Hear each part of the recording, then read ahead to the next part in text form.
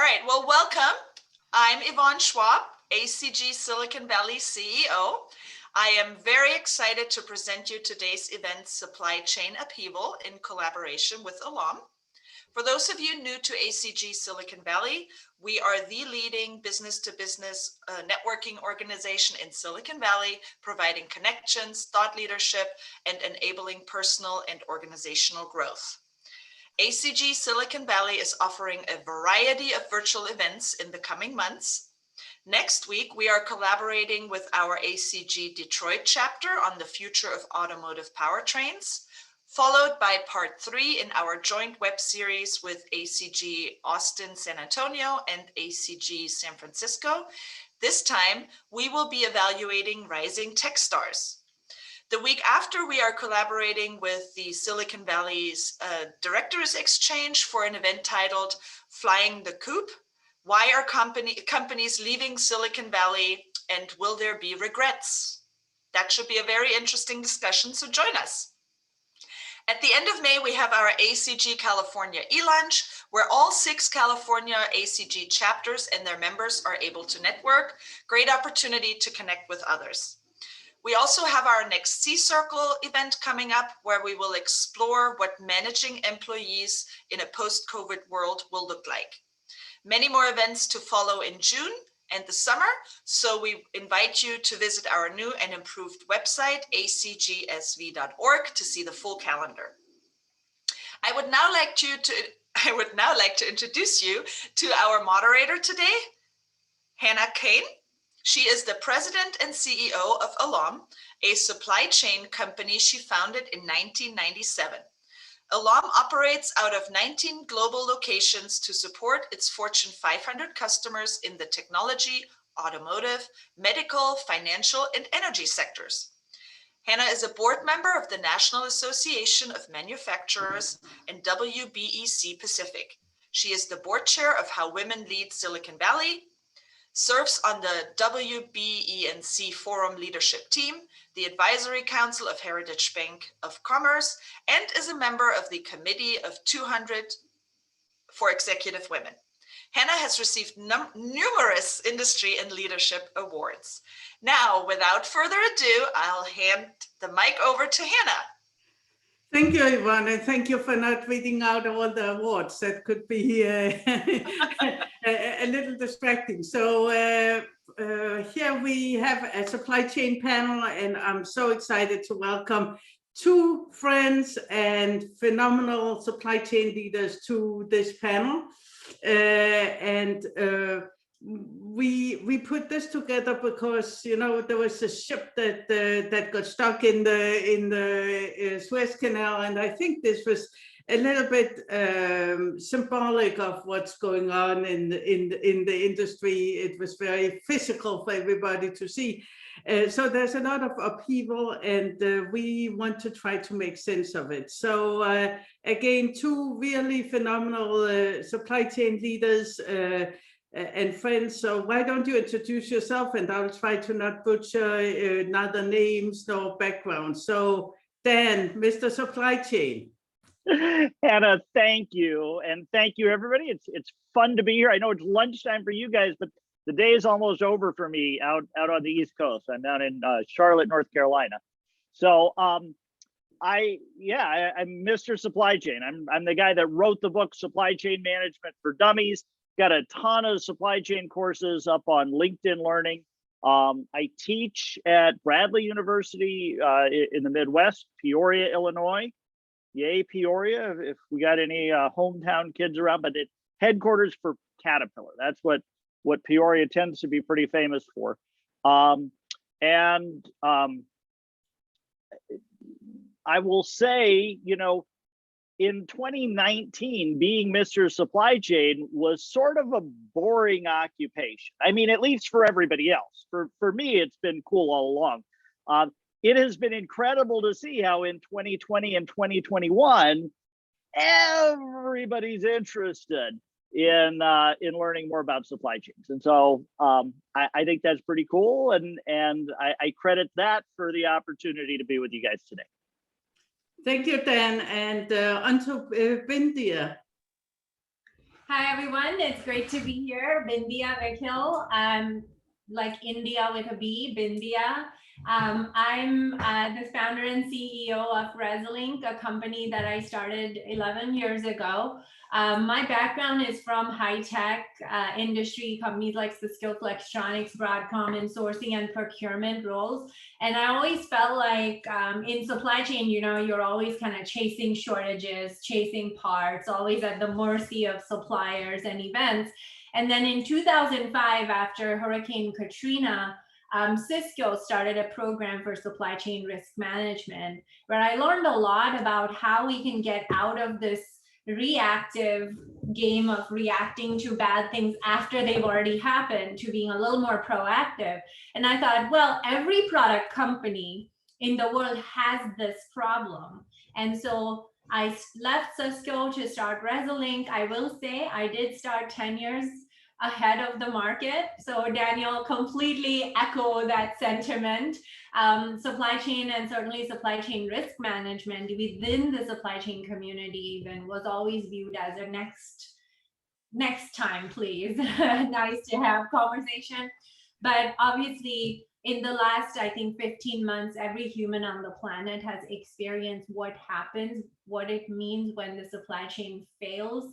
And certainly in India right now, we are seeing the terrible humanitarian disaster that is happening because the supply chain has failed the people.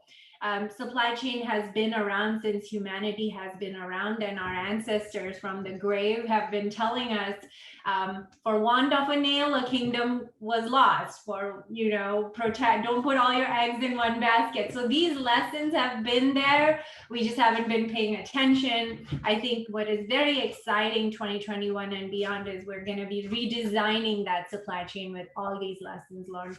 Thank you, Hannah, for inviting me. Looking forward to this awesome discussion here. So okay, thank you guys, and we're going to keep this very informal because as you can tell, we know each other fairly well, and so we just want to make sure you're getting value out of the discussion. If you have topics you'd like us to address, put them in the chat, and we'll be happy to see whether any of us can shoot from the hip and answer the questions. But let's get started. So, Mr. Supply Chain, kick us off and talk about what's all this supply chain stuff in 2021. Where are we at? Right. And so, you know, Hannah, the place that I always like to start this conversation is what do you mean by a supply chain? Because different people throw that word around, right? In some companies, even like the supply chain folks, oh, those are the purchasing people, right? We used to call that procurement. And then you'll go to the next company, it'll be, well, who does supply chain? Oh, that's the logistics people. That's a whole different department. And then in a lot of places, supply chain is really around operations, you know, in a manufacturing company or in a retail company, you know, they're running their supply chain. So my general definition of a supply chain is it's a complex system that's made up of people, processes, and technologies that is engineered and managed to deliver something of value to a customer. Okay, so bunch of pieces packed in there, but key points are it's a complex system and it's about delivering something of value, something that people will pay for. And when you think about it that way, every product, every service that we consume or that we deliver is a part of one or more supply chains, right?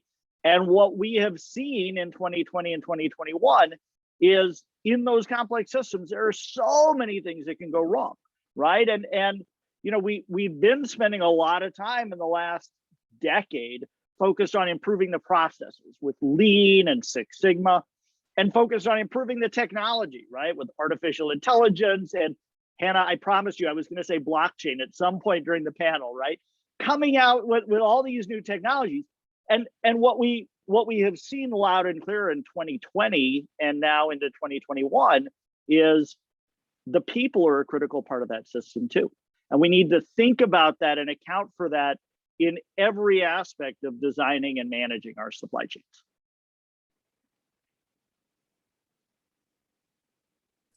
Good. Well, that's a great kickoff. And so when you think about supply chain over the last decade, 2 decades, right, we've been trying to drive down the manufacturing cost, the unit cost, and that is, so we've got millions of people sitting out there, and that's their focus, right? That's what we have rewarded them on, drive down the unit cost. Risk was not a thing anybody thought about, right? You know, just buy it cheaper. And because of that, we have created that entire network of complexity and globalization, and there's a lot of good technology out there, and certainly Rethink is an example of a company that comes in and solves a really critical problem. But in the bigger scope of things, the complexity has outrun the technology. Would you agree with that, Dan? I would, and I'll throw one piece in, and this will be kind of a tee up for Bindia. So, you know, what we have been focused on in the world of supply chain management is, as you say, Hannah, reducing costs, or I would say increasing value, right? How do you maximize revenue, minimize costs? And so, you know, supply chains in many ways have become hyper efficient, right? Because you know, we're optimizing for one factor, which is value, right? Minimizing cost, maximizing profit, getting the right product to the right place at the right time, the right quantity, and the right condition. What we have come to realize, and it is that value defined as cost creates supply chains that are brittle. And that's a problem because there are other things that matter too. And so we're starting to try to integrate into supply chains other functions that we can optimize for. One of them, and California really gets a lot of credit for this, is trying to figure out, well, how do you not only optimize for cost, but balance that with sustainability, right?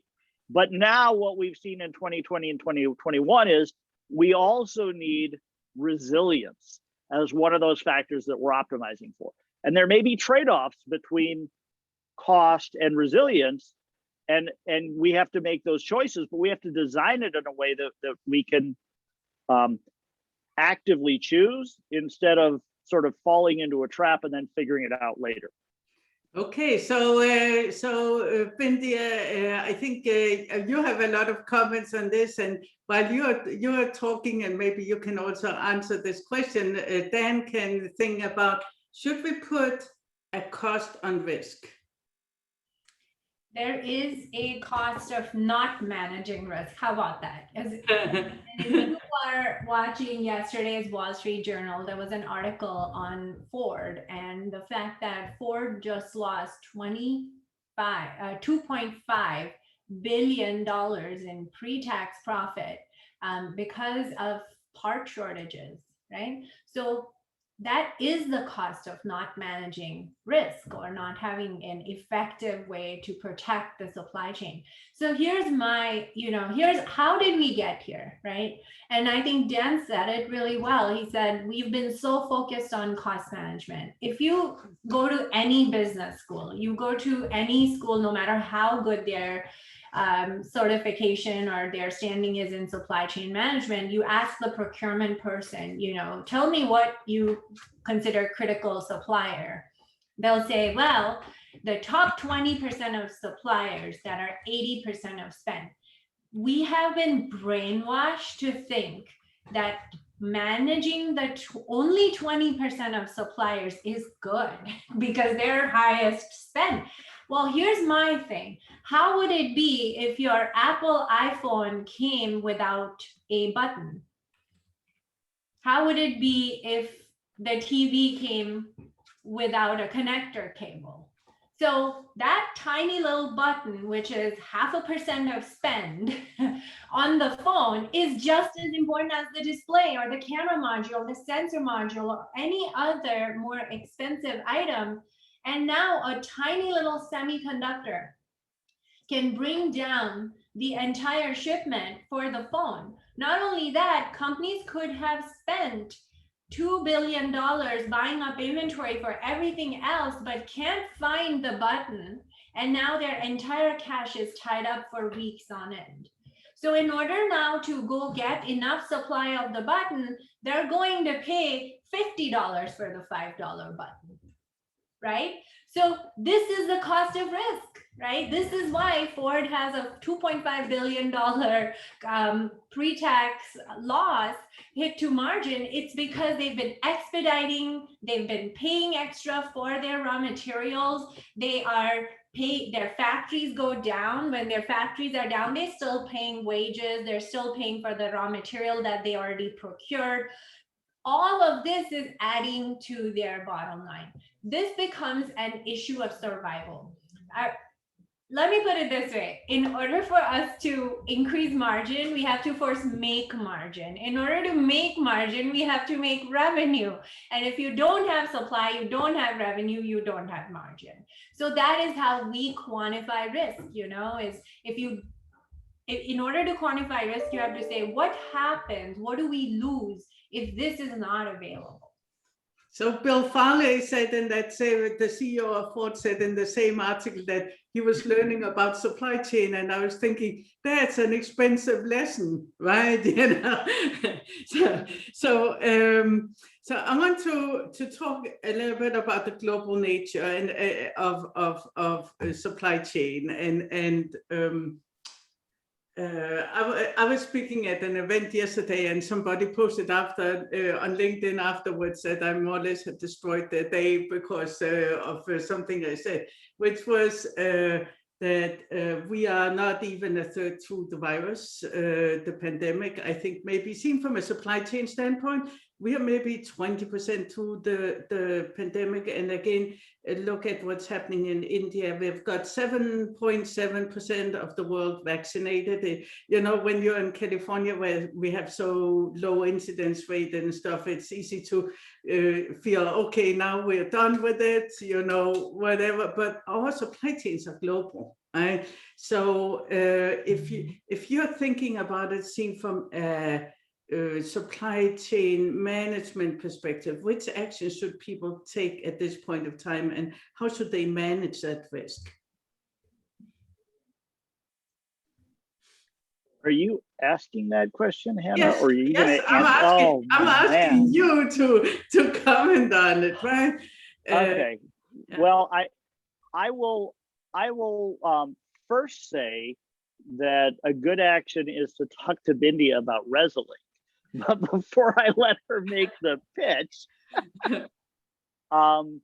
you just ruined my day too, Hannah. I hadn't really thought about it, but as I work through the numbers, you might be right, and that's a horrible thing to think about. I mean that math means we've got what 5 more years that we're going to be feeling these ripples. But if you think about all the things that have happened as a result of coronavirus, there will over the next few years be businesses going out of business. We're losing a lot of intellectual capital, people that have specialized knowledge and experience. We're losing every day. We'll never get that back. We have to earn it back through time and training and experience. One of the things that happens all the time in supply chains is we see this dynamic called the bullwhip effect, where supply chains really seem sort of boring when everything is in steady state, right? You buy 100, somebody orders 100, you replenish and you keep moving. But it's not the way that they really work, right? You have generally kind of random consumption, and you've got some sort of pattern to supply, but it's not steady. You make 1 unit, sell 1 unit, and so that creates ripples. That creates kind of a pattern that can be more or less regular. But when you have a disruption, either on the demand side or on the supply side, it creates a wave that moves, and it gets amplified as it moves upstream. What we saw, I mean, we really started to see it as early as last March when we ran out of toilet paper, right? Everybody remembers that. That's going to be the reference point for many years. There were really 3 kinds of demand disruptions hitting supply chains at the same time. And there was this pending supply disruption. So on the demand side, there were some products for which the demand increased, but the consumption didn't change, right? Well, and toilet paper is a great example of that, right? We weren't using anymore, but everybody wanted to buy some. Well, that sends one of these ripples that becomes a bullwhip moving up the supply chain, and it creates havoc for retailers and bigger havoc for distributors and bigger havoc for manufacturers. So that was the first category, right? Where demand increased, consumption stayed the same. The second was where demand increased and consumption increased, right? And so for that, I would think about hand sanitizers, Clorox wipes, PPE. It looks the same as a consumer, you just can't find the stuff that you want. But actually the effect on the supply chain is very different because we never had the capacity to make enough of those things to meet what the new level of demand was. So we've got to build out capacity, and that's not just manufacturing capacity, that's warehousing, distribution, raw materials. The third major kind of disruption is where demand dropped off and consumption dropped off. Anything having to do with entertainment, public venues, restaurants, right? Where all of a sudden, I mean, you had huge quantities of stuff moving through those supply chains, and now they're just hitting a dead end, right? There's no place for them to go. And so those things are gradually coming back, but those ripple effects from that kind of demand disruption are going to be felt. There are economic consequences to that, and it affects other supply chains too, because you make different things in the same manufacturing plant, and you store them in the same warehouses, and you move them with the same trucks.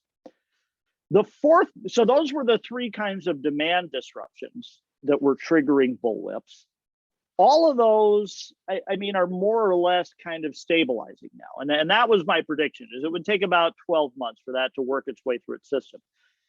But the supply disruptions, where we had factories in China and India that were shut down for a month or two, created all kinds of other problems, because once they open up, now we don't have shipping containers to put things into, and everybody's in a hurry to get their stuff shipped over here. So what happens? Now the ports are clogged and they can't handle this surge of containers coming in and ships at the same time.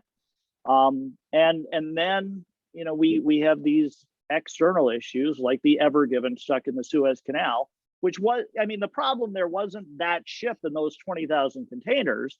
The problem was the million containers on ships on either side of the canal that were just stuck for a week, right? So, all of those things have sort of direct effects, which will probably work their way through the system in 3 to 6 months. But if you think about the bigger effects about people that are lost to COVID, companies that go bankrupt, aren't viable anymore, that are disrupted because of some sort of new technology, yeah, I could see us still feeling the impacts in 6 years. Yeah, and I think with the variants coming up, and I think, seen from a supply chain standpoint, it's very wrong to think that we are out of the woods. Bindia, I want you to comment, and then I want to get back to some of the stuff that Daniel just raised. So, Bindia. Yeah, I mean, perfect example, supply disruptions is, COVID. If COVID got the waters turbulent, those waters never got a chance to settle, because right on the heels of COVID and the shutdowns in China, that was the first kind of ripple in that, creating that source of initial turbulence. And then you had the record fire season, record hurricane season. You had last year, and this is something Reslink does, we monitor using AI in 165 languages, about 50 different ways that supply chains get disrupted. Well, last year there were 1,000 factory fires that we picked up on, 1,000. Now, this is what happens when there's a factory fire. The latest one was Renaissance, which Hannah, I'm sure 23 pieces of damaged equipment. Now, here's the thing that happens. You can't just, so the CEO of Renaissance said, we'll be back in 4 months. No, you're not. No. Here's why. Because when you have 23 pieces of damaged equipment, you have to replace the equipment. If you can replace the equipment, which by the way, Reslink did alert that equipment replacement lead times are 1 year out for semiconductor equipment right now. So you replace, repair, you test it, you have to qualify, pass the testing, then you have to ship samples to your customers for some of those things. They have to qualify on their products that yes, it does meet the functional requirements. And then you can run the 16-week lead time in order to actually make this at scale. Then you have to ship it all over the world, blah, blah, blah. So, and this was one factory fire. We had the Nitobo factory fire in July. We had the Asahi Kasei factory fire in October. We had 2 UMC factory fires. We have just had factory fire upon factory fire. Then we had Taiwan experiencing water shortages, right? So wafer fabs need water, uninterrupted water. Then we had the Texas freeze. Guess what happened? Hurricane Laura last year and the Texas freeze wiped out plastics and polymer processing. There are about 67 core materials that get made in Texas and Louisiana and these areas that make their way around the world into just about every product that we use on a day-to-day basis. And again, these are things that nobody cares about in procurement, because remember, we're watching the high spend stuff and we're not watching little plastic bags that we slip our product into before we ship it. And so now the world is dealing with the largest shortage of things like foam, resins, polymer, adhesives. These items are on, guys, 12-month lead times. Now, here's what happens when you have items on a 12-month lead time. I started my career, and Hannah, you'll either laugh or cry, depending on where you were in the supply chain in the year 2000, dealing with tantalum capacitor shortages. This tantalum capacitor, let me tell you about this device, okay? It's this tiny little thing, you can barely see it. You know what the cost of that thing is? 0.01 cent, not dollars, 0.01 cents, 12-month lead times. Here's what the behavior was. I was at Selectron. All of our customers, these were very large tech companies, they would place the demand for the same 1,000 parts with Selectron, with Jabil, with Flex, with every CM, hoping to get out of the 1,000 pieces, I'll get 10 here, 200 here, 200 there. Next thing you know, what Daniel talked about, the bullwhip effect kicks in. The semiconductor guy thinks, I need to buy 8,000 pieces because all the CMs are sending the same 1,000 piece demand to me 8,000 times. Eight times multiplied. So I'm seeing 8,000. Next thing you know, 6 months, 8 months later, all that got wiped out overnight. You know what followed? The dot-com bust of 2001. So these little things have very big consequences. And we're looking at some of the worst and most widespread supply chain disruptions on so many things right now that it is really uncertain. And I would say that without the $1.3 trillion stimulus and all the other, across the world, $21 trillion got created in stimulus. And without that, we would be in the biggest and most extended recession right now, the biggest market crash. Because let's just take Ford as an example, that $2.5 billion pre-tax profit wipeout, that's the tip of the iceberg. Every auto company, every auto company has struggled for the last year with production cuts, factory downtime, and profit hits. So it is a really scary time in supply chain right now. Yeah, it's scary. So I think I've been known to say it takes 2,500 parts to make a car, and it takes one part to not make a car. And some people are learning that lesson a little bit the tough way these days, right? Hannah, yeah. I'm just dying to hear, because you do this for so many companies. Can you share any of the stuff that your teams are dealing with right now? And how does that feel for your customers, right? And how does that feel for their customers that you're trying to serve? So thank you. Yeah, I'm happy to talk about that, right? So, because I think companies that do well have risk-based thinking, and that's, you know, why I wanted everybody to meet Bindia, because he was out very early with that type of thinking and built a company around it. So I think trying to... And I'll just point out, Bindia absolutely started a company doing this when everybody thought it was insane and nobody would buy that stuff. But yes. Yeah. so I think you know, thinking risk-based and really both having contingency plans, but also thinking through the different ramifications, right? So I mean, when the pandemic hit, yes, we were surprised like everybody else. Were we disrupted? No, right? So then we sat down and we said, okay, there's a pandemic now. Let's do an exercise looking at what happens if there's a disaster and a disaster, right? Because, you know, other disasters don't stop because you have one disaster, right? Let's try just think through this, right? And you know, my big concern, and I'm not wanting to give anybody any bad ideas here, right? But cyber attacks in supply chain are up 42% year over year. Right? And it's just a matter of time until we've got some major infrastructure breakdown because of that. And as it is, we have this fragile infrastructure. So we talk about these things, what can we do and what are our contingency plans? And so very risk-based thinking.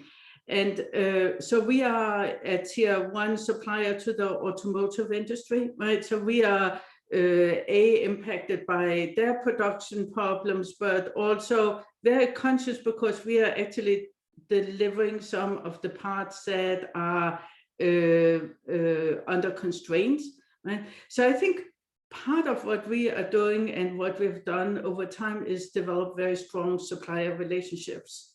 And, you know, so there are different philosophies about how do you do procurement, and you can do procurement the way a lot of people have been doing, which is you look for price, you squeeze people and twist their arms until they're like, you know, do we really want that business? And then you punch them in the nose, and then you pay them in 120 days, right? And that has been a strategy for a lot of companies, and it doesn't create very good relationships. And when when it becomes all of a sudden their market and they can decide who's the customer, well, guess what? The ones where they feel valued, they feel they have a long-term relationship, they are getting treated well. You get a different, you get first dips on the production floor, you get the innovation, you get a lot of different things. So there's a lot of evidence, research showing that you're much more profitable with that approach, and we have deployed that approach. Right? And then we do a lot of near sourcing, right? Because the way we look at it is each time you move product between different locations, you have added risk, and you can mitigate that risk, but you do add risk. So the camera that all of us have for our Zoom calls, right, probably has crossed borders on a tier 1 level 30 times or so, right? And so each time it had to cross a border, it had to be transported to the border, it had to be cleared for export, and it had to be cleared for import, and then it had to be transported on again. So each of these 4 transactions have risk. And so the more you do near sourcing, and near sourcing doesn't necessarily mean in the US, it means near to the market or near to where you use the part, the more you eliminate risk. So we work on these type of things. And one of the what you asked, how does this impact our customers? Well, that's our job. We buffer our customers, right? So they go, oh, that looks easy, right? And that's how it should be, right? They should not get impact from that. So I think I wanted to go back to a little bit about the timeline, right? Because we were talking automotive industry and a number of other things, and Bindia talked about the part shortage, and then you talked about some of the fires and things that, and also the production changes that were needed. So some of this has a very long timeline. Like I think, for instance, the semiconductor shortage is going to be a 2, 3, 4 year deal. Any thoughts on that? And maybe we can also talk infrastructure, right? Because we've been talking about our shortages in our infrastructure for 10 years, and now again ship sits in the Suez Canal and we go, well, you know, that was really a thing we all could predict, right? Or there's a shortage of space in the Long Beach. Well, you know, it's not a surprise. It's more than 10 years. I'm 100% with you. I will say I did my undergraduate in civil engineering at the South Dakota School of Mines 20 years ago. And as a civil engineering student then, they were, the American Society for Civil Engineers was publishing their annual report card. And I think we had like a D- as a country. This is always a problem for the United States. We did an amazing job of investing in infrastructure after the Depression. In fact, it was part of how we got out of the Depression, was by putting people to work, building infrastructure projects. And then after World War II, because Eisenhower became president, he had seen the value of the Autobahn in Germany, and he said, we need an interstate highway system. It is 60 years later, and we are still using that same infrastructure and patching it, but we haven't invested in a big way. We're not building, and we need to. And I look at it and I say, how could there be a more perfect time to do it? It's old, right? So it needs to be done. We've got ridiculously low interest rates, right? And there's been so much technological change that, you know, if we could build infrastructure now, we could be building for today, not building what we needed 60 years ago. You know, I'm going to go back and actually this could is something I'd like to hear both of your thoughts on too. But, you know, Hannah, you talk about nearshoring as a solution, as part of it. And yet at the same time, we realize, you know, we have this globally distributed availability of materials and labors and manufacturing capacity. So, you know, when I hear people make that argument that, you know, we just need to bring all the manufacturing back home to the US, you know, for me, that seems like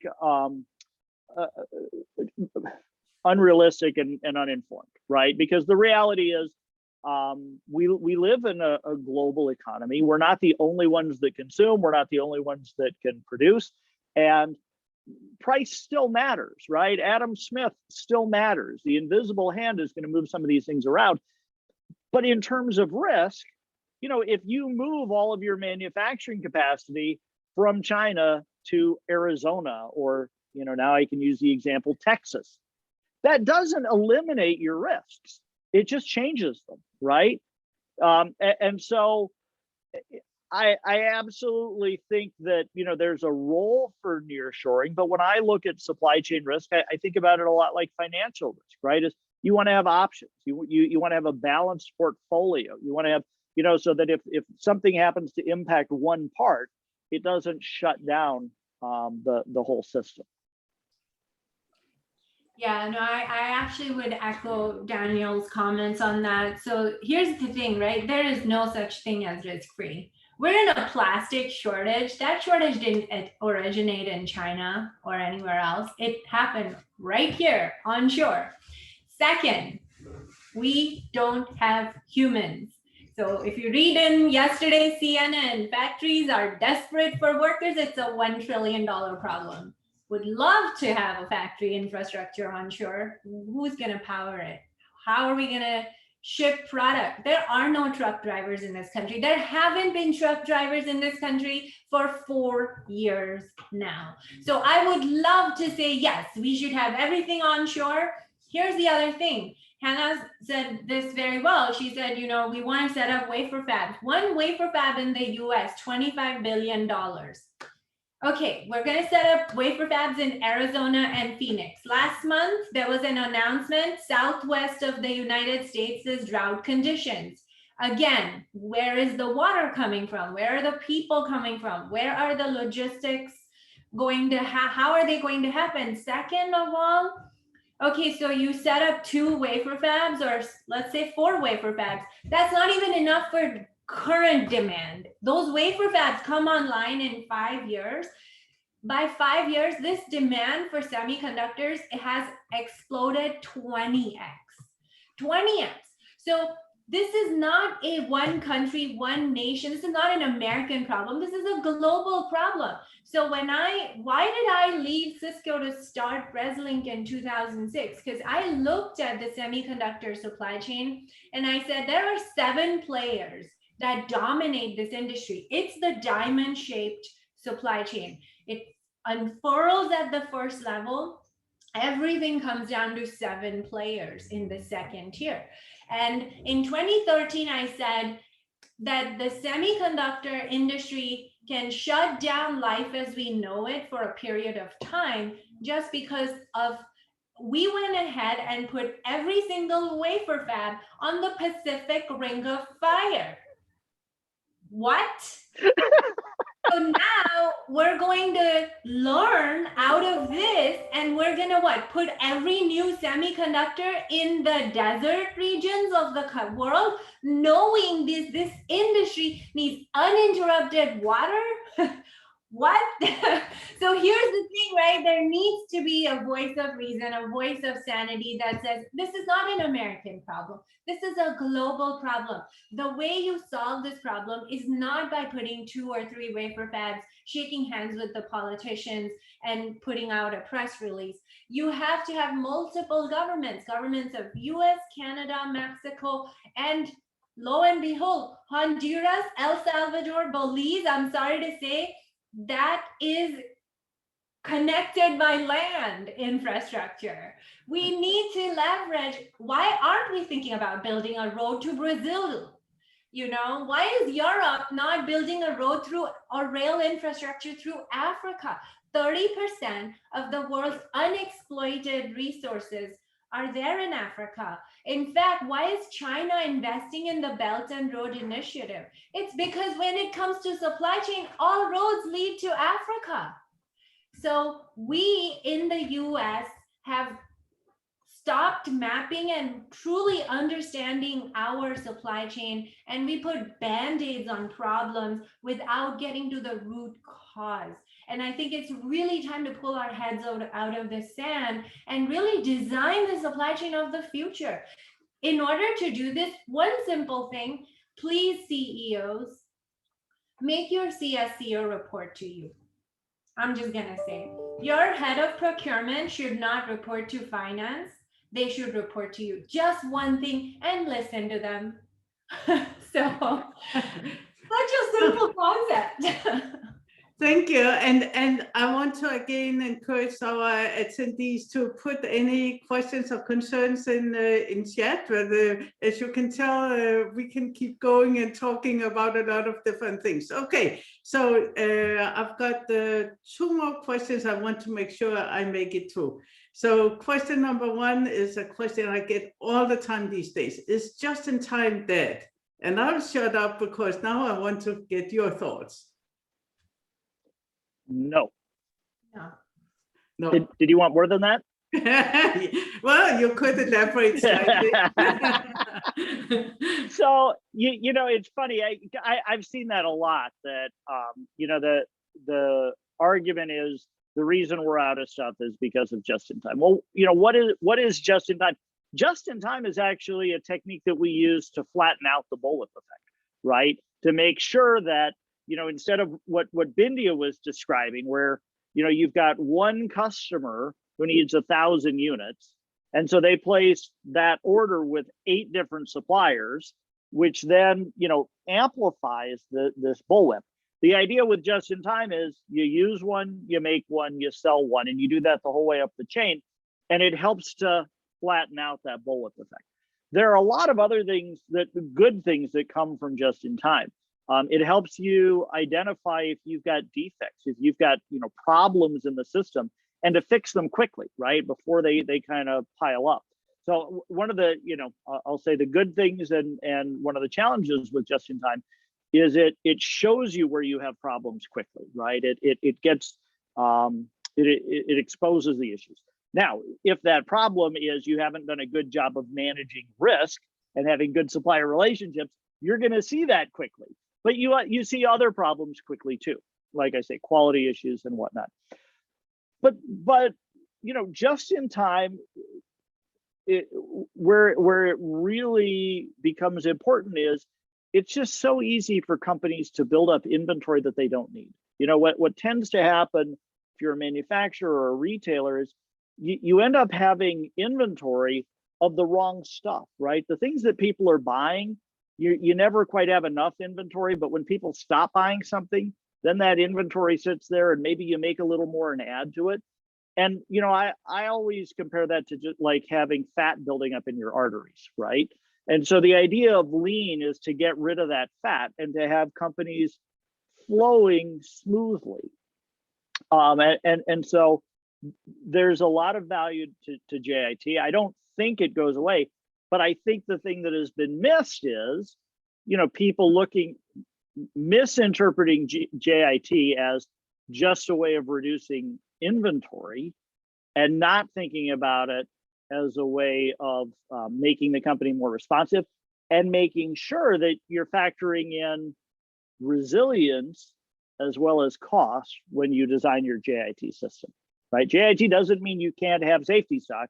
It means you have the right amount of safety stock given the risk that you have in your supply chain. Yeah, if I could just add to that, completely agree with Daniel. I completely don't believe that any of the stuff, including globalization, is dead. I don't think globalization is dead. I don't think we can decouple from China. I don't think we can nearshore our way out of any of these problems. And I don't think we can find second sources and have 2 sources all overnight for everything we buy. We have to be able to sell at the end of the day. So if we start to have, you can be over invested in resilience. There is such a thing as being too resilient and dead because nobody's willing to pay 4x for your product. And so there just needs to be a balance. What we did was we went way too far down the cost savings route and we failed to protect the supply chain.